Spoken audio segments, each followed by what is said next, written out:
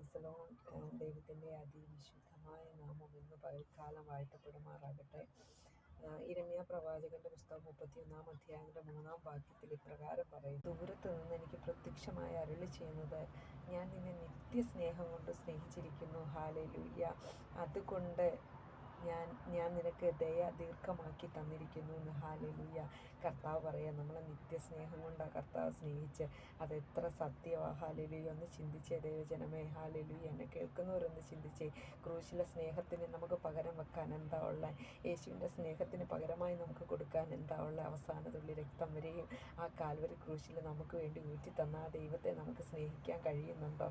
ആ ദൈവത്തിന് വേണ്ടി വല്ലതും നമുക്ക് ചെയ്യാൻ കഴിയുന്നുണ്ടോ? നിങ്ങൾക്ക് ഈ ദിവസങ്ങളിൽ കർത്താവിനെ ഒന്ന് സ്നേഹിപ്പാൻ കഴിയട്ടെ.